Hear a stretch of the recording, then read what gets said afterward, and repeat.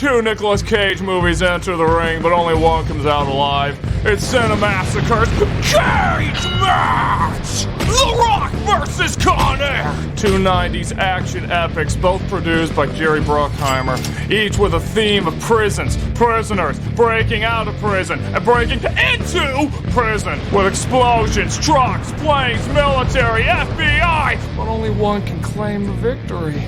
Let the cage match begin! So, the first matchup is The Rock versus Con Air. But first, you'd see our pilot episode, which we released during Monster Madness. Yeah, Mandy versus 8mm. Yeah, that was a good one. I forgot what won.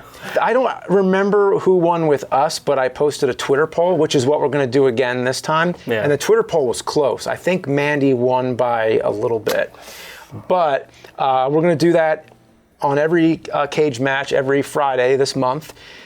So let us know which movie you think is the winner in the comments, and be sure to check out my Twitter page where I'll have a poll after every video. So with The Rock and Con Air, I guess let's go with The Rock first. Sure. So The Rock came out first in '96, and it's pretty much about them breaking back into Alcatraz, because the nickname for Alcatraz is The Rock. The Rock. But you can't just say The Rock. You got to say The Rock. The Rock.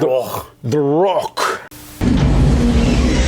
Welcome to The Rock. Yeah. So pretty much you have some American Marine terrorists take over Alcatraz, and they're going to shoot stolen VX nerve gas rockets into the city. Yep. But Nick Cage, who's a nerdy, I don't know, like chemical specialist, a chemist, yeah, for the FBI, he has to stop them, and the only way they can get into the Rock and to navigate the tunnels is by getting the only person that ever escaped, former British SAS guy Sean Connery. Yep. So that's pretty much it. Which I think anything where Sean Connery is kind of the supporting dude, like I love Last Crusade, and I really like The Rock. I saw it very late, back when I used to work at the video shop. I used to just sit and watch Netflix all the time, and this was one of the movies I watched, and I loved it. Got me through the shift pretty good. I like it more now, I think, but I remember when I saw it, I was just like, this is trendy, mainstream garbage. Oh, it's super, it's definitely a popcorn flick. Yeah, and it started the Michael Bay era, like it was kind of the beginning. This was his second movie, I think. Bad Boys. Oh, that's right. Bad Boys came first? Bad Boys, 95. Right, 95. Yeah. That was the middle of the 90s were killer for Jerry Bruckheimer, man. Yeah. From Top Gun on, from the 80s, like he was killing it. From that to like Pirates of the Caribbean, And these 90s action movies still have an appeal that's just unmatched for some reason. Since it seemed like it was kind of like the end of when like action movies seemed more tangible, like more real, even if they're still doing their own stunts a lot of times. Like it's still, for some reason, I kind of take it for granted when I see stunts now. Like I'm like, oh, they probably had some green screen or something. But when you look back at these movies, you're like, oh yeah, they really did crash those cars, and it just feels more real. Like Michael Bay used to give a shit. Yeah. Now, like I said, I enjoyed this movie, but even now I just look at it and there's something like a love-hate thing where it's also like, okay, this is just a big dumb action movie, but it's so much fun. But there's also so many cliches that happen in this that I just got so sick of, where there's like mourning over somebody's grave in the rain. There's people in cars looking tense at the wheel with the camera shaking. Yeah. There's always lines like, that's an order, or we're online, or we've got a bad feeling about this. Or which is sometimes I've got a bad feeling about this, like in Star Wars. And there's also, I'm too old for this. Yeah. And then there's every scene ends with a punchline. It takes itself seriously, but keeps winking to the audiences at the same time. It's always got to be over 2 hours. Oh, this movie is definitely fucking like 30 to 45 minutes too long. Yeah. I like that though. When I watch a movie and I'm into it, because the one thing if you're into it, yeah. The one thing with this movie, it's edited like a music video where shots don't last very long. Like they're like 3 second long shots that cut. Constantly, and that makes the movie for me seem like it's blazing by. I mean, it's fast-paced, but then it's just so much is happening. Like once you get there, it's like just kind of like a headache although it's still enjoyable. Yeah. But the cliches, there's every transition is a bunch of establishing shots of radar equipment and army vehicles. Yeah. And it's just like dung, dung, Yeah. dung. And then it's always full of overly dramatic music. And nothing against Hans Zimmer. I mean, one of the greatest composers, but the whole thing is scored like a trailer. It's just like, it's like, all right, it's enough. Just like, come on, just chill out for 1 minute. And then the Rock is so cliche that the only thing missing from it is The Rock. Mm-hmm. Oh, Dwayne The Rock Yeah. Johnson? Dwayne The Rock Johnson. They should do a Rock reboot with The Rock. With The Rock. Yeah. That would Nicolas do well. Cage, Sean Connery, and The Rock. No, I wonder if because like you're gonna get to a point where The Rock's gonna be the older person in it. Yeah. Like in like 5, maybe 10 years. Well, I think with this movie, you could definitely come back to it and do something with them. The Rock would make a great addition to it. because Alcatraz is still and the whole theme of the movie it probably makes more sense now than it did then. Yeah. Because you have the reason why Ed Harris, who's the main bad guy, if you want to call him that in this movie, he's doing it because his fellow soldiers, his veterans and all that. He wants like reparations. Yeah, because they're like black ops soldiers that died overseas and stuff, and they just brushed them under the rug, didn't give them any like benefits or any of that stuff, and he's like, well, I'm fighting for this, so we're gonna steal your goddamn nerve gas, which you shouldn't be making anyway, you motherfuckers, and we're gonna point it back at you, and you're gonna have So to do he's this. basically threatening the city of San Francisco with nerve gas. The movie rings more today because Ed Harris is doing this stuff for the military and whatever, and if you do it nowadays, you would do stuff about how, with the British and getting dragged into the Iraq War and all that stuff, because like that's what they were kind of going with a little bit, because they talk about him going to Vietnam and how that was a mess and the China thing was a mess, whatever. Like I think there's more parallels nowadays that you could get with The Rock, if that make any sense. Yeah. No, I think that I don't know. I think what they did with this movie, like at the time, it's different because you had a sympathetic villain. You had a villain that He's sympathetic a bit for his causes. Blow the place up, but if you think about it, he's going to kill a whole city of people. Yeah, so but it's for a noble reason. I don't think he wants to blow up San Francisco. I think he's just like, hey, I need this money. It's a bluff. Threat. Yeah, well, you find out later that it was a bluff, but that's getting later into the movie. So Michael Biehn is the commander of like the whole mission to get back into Alcatraz, and then he enlists Nick Cage finally, who's like a chemical expert, and we mentioned Sean Connery, who's a prison breakout expert. The only thing though, it's not much of a Cage movie; it's more of an ensemble movie. Yeah. There are some good Cage moments, but not many. The part that sticks out is in the prison cell, where he's screaming about Zeus's butthole, because in that whole scene, if you look at it, he talks in his monotone voice, and then he shouts all of a sudden, and then he goes back to calm, and then he shouts again. So it comes out here and there, but it's not really that much of a Cage movie. Yeah, the movie gets a little boring. Like once they're already like in the Rock and the prison underground, like it takes a while to get to that ending. Yeah, and then I think there's a point where like Sean Connery like gives himself up, and then he hides again, and then they get caught, then they come out again. Like there's a little too much back and forth with that, like passing the football, I guess. But then you eventually have that. There are like you find out that it was a bluff, and he wasn't going to launch the things, even though they deactivated a bunch of them. But the troops who just want money, like the mercenary type guys in his unit, decide to they kill Ed Harris and the main people, and then they go after Nick Cage and all that. Ed Harris, I was so confused. Now I'm straight, but I thought he was Peter Weller from RoboCop. Oh, they're pretty similar looking, the two of them. Wow, because then I had to look into it. I'm like, oh my God, how many Ed Harris movies have I seen thinking it was Peter Weller? And luckily, I'm not the only person who made that mistake, because people have done screenshots of them side by side that they look very similar. So before we get to Con Air, I'd like to do, I have done a comparison of The Rock to something else before, and that's 1996 Whoopi Goldberg's Eddie. Because when my dad took me to see movies as a kid with my sister, he's like, do you want to go see The Rock or Eddie? And I fucking picked Eddie. Wow. Because I thought it looked more fun. Eddie was one where she was like a coach or something for the basketball team? Whoopi Goldberg is the biggest fan of the New York Knicks, I think.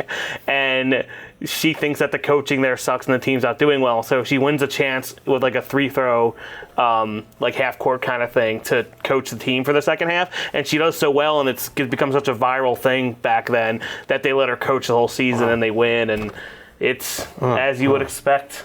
You know, a movie I rewatched. I saw in the theater, and I rewatched it on Disney Plus because I saw it on there. Sister Act. Oh, it's yeah, good. It's good. Sister It's Act a really 1 good is movie. good, but 2 is fucking dumb. I've never seen 2. I hate yeah. the second. The second one has that scene where they rap "Mary Had a Little Lamb." Oh, really?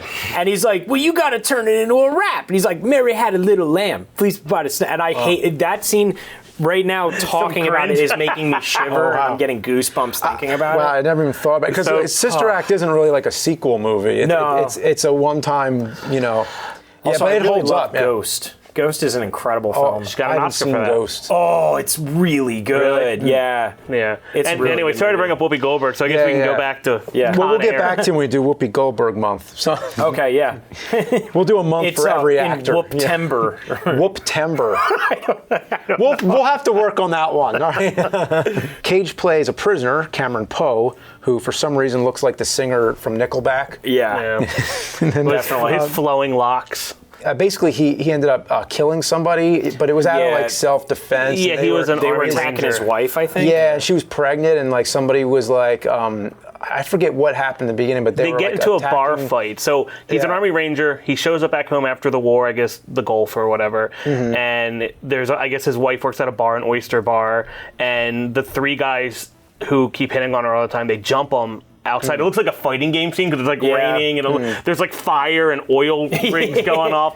And he accidentally kills a guy by pushing his Punches- septum yeah. into Oh, his nose like and that. he dies. Oh. And because he's a lethal weapon legally, they put him in jail for manslaughter. And his lawyer you know- is like, you should just confess. You Like, get 4 years. Yeah, yeah. I mean, okay, like this is just the beginning of the movie. Yeah, but sorry. I wish, I mean, he's the main protagonist of this movie because the Yes. rest of it is all about him in prison. He serves his time.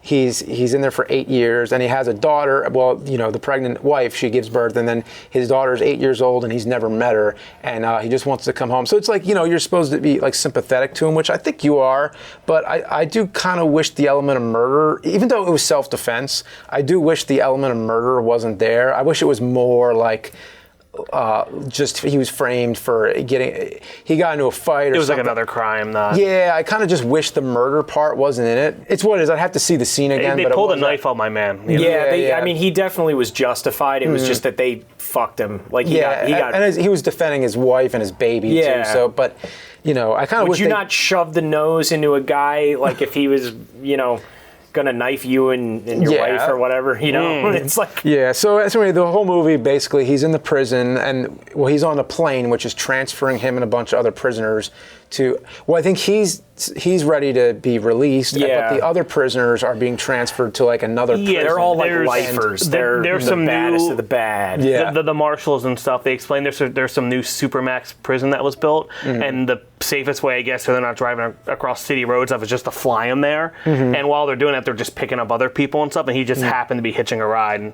wrong place, wrong time, says John Cusack. Or in the film. right place, right time, because they needed him to, diffuse the whole situation, Yeah. pretty much. No. Yeah, so basically, like he even has like the opportunity at one point to like to get loose, but he just plays it straight and just Because he has to help his friend who has diabetes in it because he needs like an insulin shot, and then the And isn't that Bubba?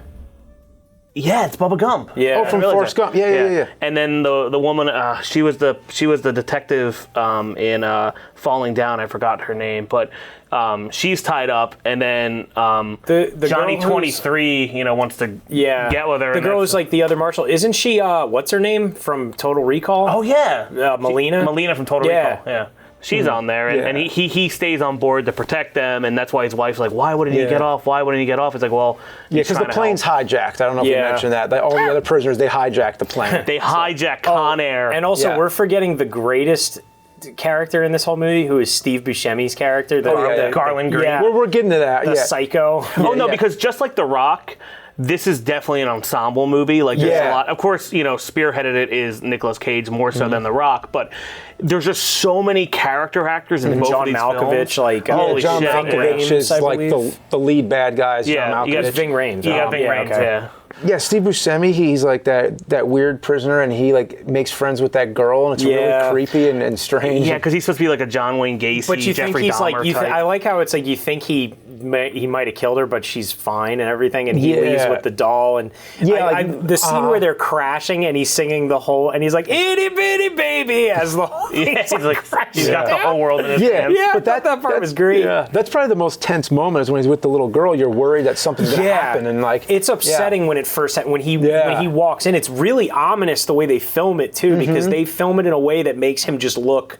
So these far away shots of him just, it was just creepy looking. Yeah. Like speaking of the ensemble thing, unlike something like Suicide Squad, where like they just packed information on the screen or tried to explain people these awful it's just terrible Suicide Squad. But how John Cusack explains every person that's getting off the bus, and you know exactly their character. Yeah. Each person has their own custom soundtrack when they get off. Like they have their own theme song. Well, that's what I feel like. I feel later. like Suicide Squad was trying to do something like that, but they are dumb as shit and couldn't, because that movie is the worst. I also just noticed, I wrote my notes here, that Jerry Bruckheimer was the same producer as Beverly Hills Cop. You mentioned Top Gun, Bad Boys, The Rock, Armageddon, National Treasure. I mean, excellent films. Yeah. I love fucking Armageddon.